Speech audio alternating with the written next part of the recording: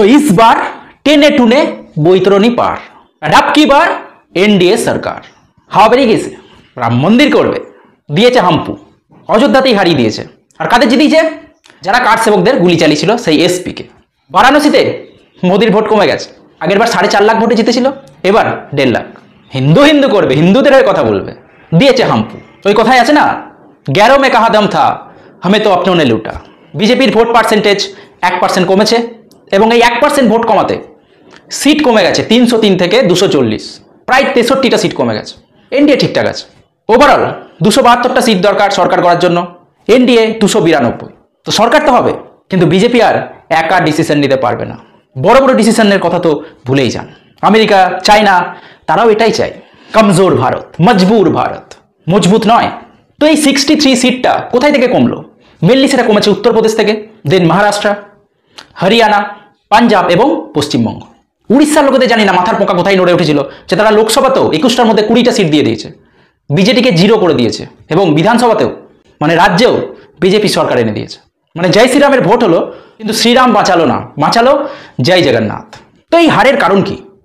প্রথমত, এই গরমে ভোট অর্ধেক লোক ভোটই দিতে যায়নি। 2 নম্বর, ওভার কনফিডেন্স, 400 পার। আরে 400 তো আসছে, কি দরকার, আমি তো না গেলেও ভোট হয়ে যাবে। যদি এরকম একটা সিচুয়েশন থাকতো যে সরকার হতেও পারে না হতেও পারে, সবাই যেত ভোট দিতে, ভোটিং পার্সেন্টেজও বাড়তো। থার্ড হচ্ছে অ্যারোগেন্স, অবতার হয়ে গেছিলেন। এবং জেপি নাড্ডা সর্বভারতীয় সভাপতি। बीजेपी मीन्स भगवान नहीं है, सबका साथ सबका विकास में हम विश्वास रखते हैं, हमको आरएसएस की जरूरत नहीं है, आरएसएस एक अलग एंटिटी है। এটা 6th ফেজে বলেছিল, 7th ফেজে ভোট হয়েছিল পূর্বাঞ্চলে, উত্তরপ্রদেশে সুপ্রাসাদ। এবং সবকা সাথ সবকা বিকাশের নমুনা হচ্ছে একটিও ভোট মুসলিমদের বিজেপি পায়নি, দিয়েছে হাম্পু সবকা সাথ সবকা বিকাশে।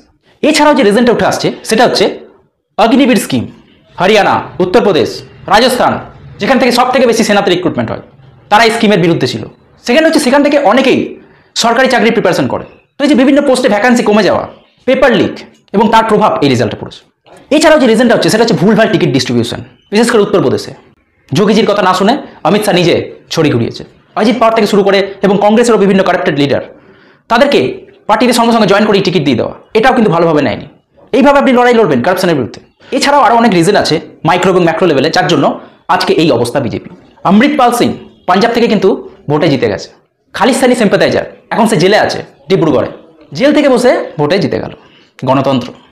পাকিস্তান থেকে ফান্ডেড লোকজন জম্মু কাশ্মীরে ভোটে জিতে গেল, আর অযোধ্যাতে। তো এবার বাংলায় আসার আগে আমি উড়িষ্যাতে যাব। উড়িষ্যাতে ওখানে 147টা ওভারঅল সিট আছে বিধানসভায়, তার মধ্যে মিনিমাম 75টা পেলে মেজরিটি, সেখানে বিজেপি পেয়েছে 78টা। তো প্রায় 25 বছরের একটা সরকারকে সরিয়ে, বা নবীন এরা সেটাকে সরিয়ে, আমি ভাবি কতটা অশিক্ষিত তারা। একটা লোকাল পার্টি নবীন পট্টনায়কের, সেটাকে সেটা একটা বহিরাগতকে, সেখানের অবস্থা তো বাংলার থেকে ভালো। সেখানে অস্থায়ী কর্মীদের স্থায়ী করে দেওয়া হয়েছে, ডিএরও খুব একটা প্রবলেম নেই, জবস রিক্রুটমেন্ট সেখানেও স্ক্যামের কোনো কল্পনা নেই, সেখানেও যেরকম প্রসেস হয় সেভাবেই হচ্ছিল। এরপরেও তারা কতটা অশিক্ষিত ভাবুন, বাংলা থেকেও শিক্ষা নেয় না।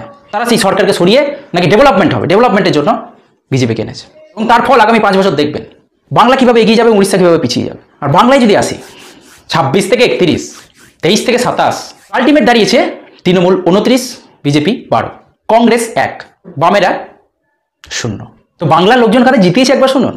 রচনা বন্দ্যোপাধ্যায়, ঠিকই আছে, দেখুন সেখানে লোকজনরা পরিবেশ সম্পর্কে সচেতন, তারা পরিবেশ বান্ধব একটা এমপি চেয়েছিল।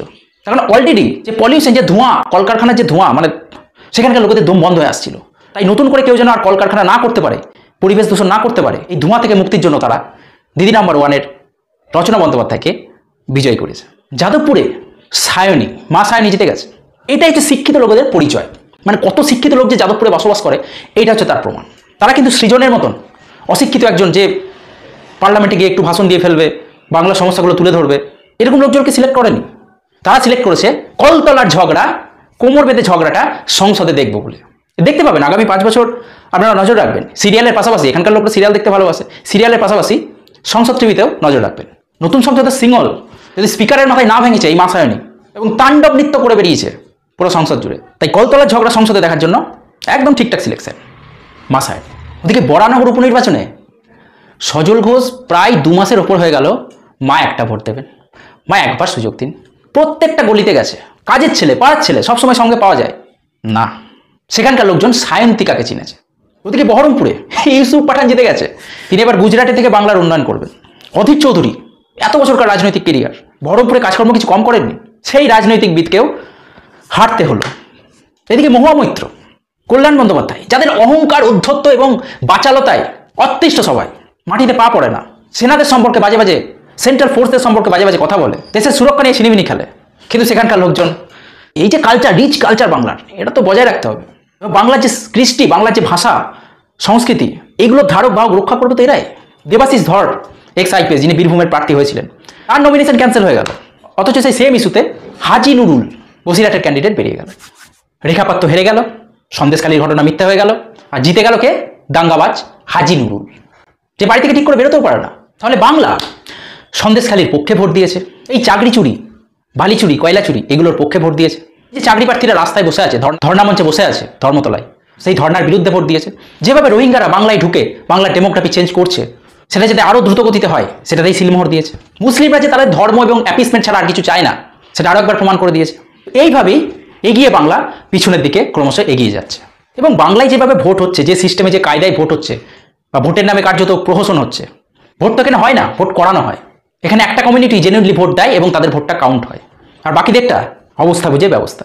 ডিএম, এসপি, আইও সব ম্যানেজড। আইপ্যাক এবং অভিষেক মিলে সুন্দর ব্যবস্থা করে ফেলেছে। ডায়মন্ড হারবার মডেল, যে মডেলে বাংলায় হাজারটা সন্দেশখালী হয়ে যাক, চাকরি কেউ পাক না পাক, কারি টাকার দুর্নীতি হোক, তারপরেও ভোটে তারাই জিতবে। প্রথমত আপনি ভোট দিতে পারবেন না, বা আপনি ভোট দিলেও সে ভোট যে কোথায় যাচ্ছে আপনি ধরতেই পারবেন না। আর একটা হয়েছে পোস্ট পোল ভায়োলেন্স। এই যে উড়িষ্যাতে এতদিন পর বিজেপির সরকার এলো, 25 বছরের একটা সরকারকে সরিয়ে, কটা লোকের বাড়ি ভাঙচুর করা হয়েছে, কটা পার্টি অফিসে আগুন লাগিয়ে দেওয়া হয়েছে, কজনকে বাড়ি ছেড়ে চলে যেতে হয়েছে, কটা লাশ পড়েছে? একটাও নয়। এটাই হচ্ছে অন্যান্য রাজ্যের এবং অন্যান্য দলের সংস্কৃতি। আর বাংলায় সব থেকে শিক্ষিত লোকরা এখানে বসবাস করে। হোয়াট বেঙ্গলস থিংস টুডে, বাপরে বাপ, কত বড় বড় লেকচার। বাংলার সংস্কৃতির ধারক বাহক সব। ঠিকই আছে, বাংলায় যে অবস্থা হয়েছে বিজেপির, তার জন্য অনেকটা বিজেপিও দায়। ভাড়ে কে ট্যাটু সে আব রেস নেই জিত सकते। অর্জুন সিং, নিশীথ প্রামাণিক, এরা আসলে কার সৃষ্টি? কি ভেবেছেন যে কেউ এসে বিজেপির টিকিটে ভোটে লড়বে আর জিতে যাবে? এর জন্য শুভেন্দু অধিকারী কিছুটা দায়ী, এবং তার টিকিট ডিস্ট্রিবিউশন। কি দরকার ছিল দিলীপ ঘোষকে দিলীপুর থেকে সরিয়ে বর্ধমান দুর্গাপুরে দেওয়ার? কি ভেবেছে যে দিলীপ ঘোষকে সাইডলাইন করে একা রাজ করবো? আবার শুরু হবে এই গোষ্ঠীতন্ত্র। এবং বিজেপির কেন্দ্রীয় নেতৃত্ব, নির্বাচন কমিশন এতবার বলার পরেও অভিজিৎ দাস সমানে চিৎকার করে গেলেন ডে 1 থেকে কাউন্টিং পর্যন্ত, যেখানে ভোটের নামে প্রহসন হচ্ছে, এখানে এই ব্যবস্থা নিন, এখানে রিকাউন্টিং প্রয়োজন, এখানে রিপোল প্রয়োজন। কিন্তু না কেন্দ্র না রাজ্যের নির্বাচন কমিশন কেউ কর্ণপাত করল না, পুরো বুলির পাঠা করে ছেড়ে দিল। এবং দিল্লিতে অরবিন্দ কেজরিওয়াল অ্যারেস্ট হয়ে গেল, হেমন্ত সোরেন অ্যারেস্ট হয়ে গেল ঝাড়খণ্ডে, অথচ বাংলায় প্রমাণ থাকা সত্ত্বেও, সমস্ত অ্যাটাচমেন্ট থাকা সত্ত্বেও অভিষেক বন্দ্যোপাধ্যায় ঘুরে বেড়াচ্ছে, তাকে ছেড়ে রাখা হয়েছে। তার ফল তো ভুগতেই হবে। আপনার হাতে যখন ক্ষমতা ছিল, 10 বছর ক্ষমতা ছিল, কি অ্যাকশনটা নিয়েছেন বাংলার প্রতি? সারদা নারদার কেস এখনো চলছে, রোজ ভ্যালি এখনো চলছে। কজন অ্যারেস্ট হয়েছে? পোস্ট পোল ভায়োলেন্স 2021-এর পর কতজনকে অ্যারেস্ট করা হয়েছে?